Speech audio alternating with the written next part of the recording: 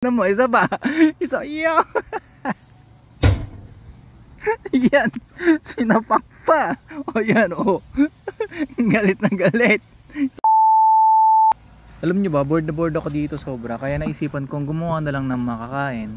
So ayun, pumunta ako sa CR, nilagay ko na yung jacket ko, tsaka nila ko na yung apartment. Tignan nyo naman yung apartment na yan. Parang Prisoner of Alcatraz sa Harry Potter. Diba nakakatakot? Ayan, ilak mo yung pintuan mo kasi hindi mo alam kung sinong papasok dyan.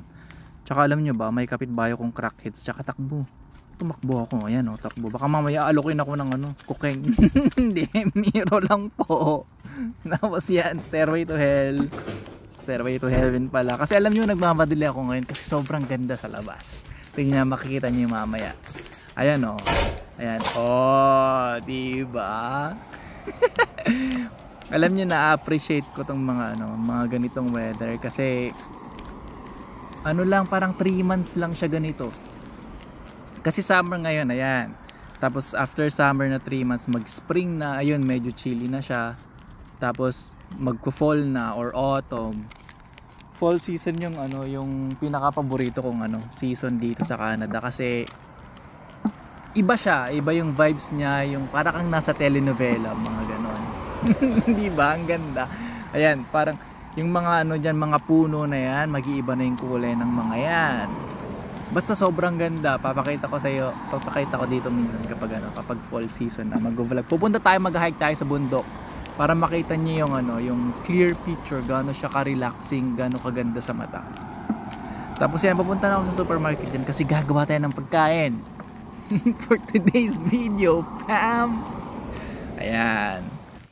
Bibili ako ngayon ng ingredients sa sa may Dollarama. Yan, papasok tayo diyan kasi diyan mura talaga eh. Mas mura siya kaysa sa kaysa sa No Frills, kung yung major supermarket na malapit sa amin. Ayan, naisipan kong gumawa ng banana bread ngayon kasi yung yung saging ko parang 1 taon na yata sa freezer, kaya bumili ako ng mold, bumili ako ng kutsara, bumili ako ng kung naghanap din ako ng vanilla extract dito kaso wala, kaya pumunta ako sa No Frills.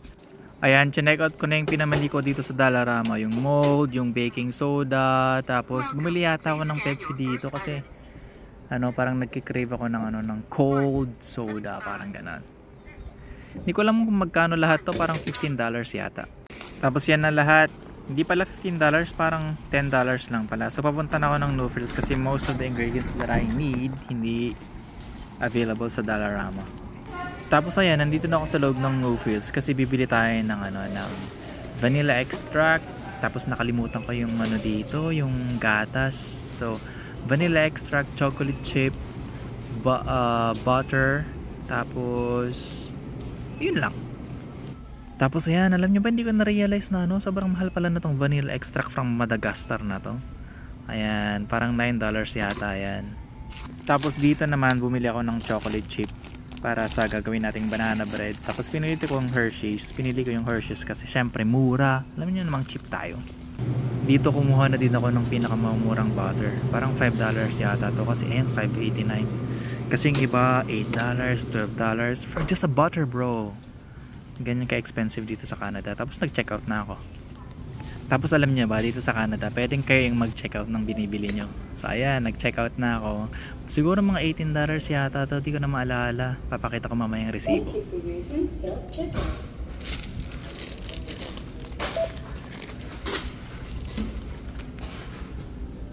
So ayan, around $14 pala yan. So ayan, tumakbo na ako kasi excited na ako mag-bake. So let's go, fam. So ayan, magsimula kayo sa butter. Yan, lutuin nyo yan hanggang maging brown siya. Yan, parang sunog yata yung nagawa ko dito, sa pasensya na po. Tapos hampasin nyo yung saging na 10 taon nang nasa freezer. Pero syempre tanggalin nyo yung balat. Yan, di ba? Ganyan lang, i-mash nyo lang yan. Tapos ihalo nyo ng itlog. 2 itlog lang yan. Yan o. Mekos mo, mix mo. Tapos mong na-mix yan, lagay mo na yung butter na sunog. Ayan. Wag po kayong mag-alala. Masarap po yan. Tapos si-mix mo na naman yan. Mekos mo lang.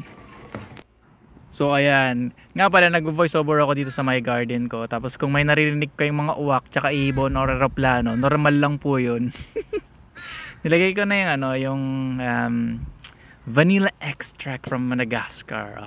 Di ba? Tapos harina, i-mix mo lang yan, mekos mo, paikot-ikot, pataas pababa. Nilagay ko na din yung asukal, brown sugar tsaka white sugar yung nilagay ko dyan. Mix mo lang yan hanggang ganyan maging consistency. Lagyan mo ng sign of the cross. Hindi, charot. Tapos yan, lalagyan mo ng chocolate chip from Hershey's. Yan yung pinaka masarap na part. Yan yung pinaka masayang part. Do, di ba? Yan, lagay mo lahat yan. Oh, mix mo lang konti. Tapos alam nyo ba, ang sikreto ng paggawa ng banana bread is lagyan nyo ng kape.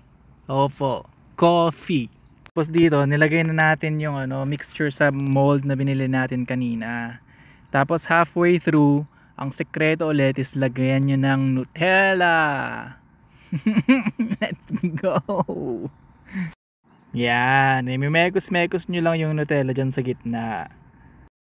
Last step is paulanan nyo ng chocolate chip from Hershey's again, bro.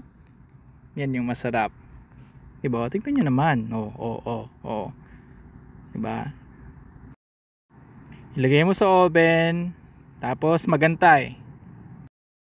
Tapos yun, after 45 minutes napagantay at 180 degrees Celsius, yan na yung banana bread nyo. Look, tingnan nyo naman gano'n ka-moist nyan. Diba?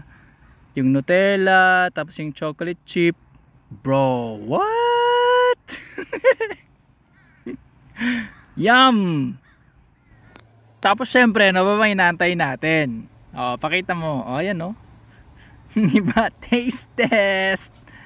1, 2. Yun.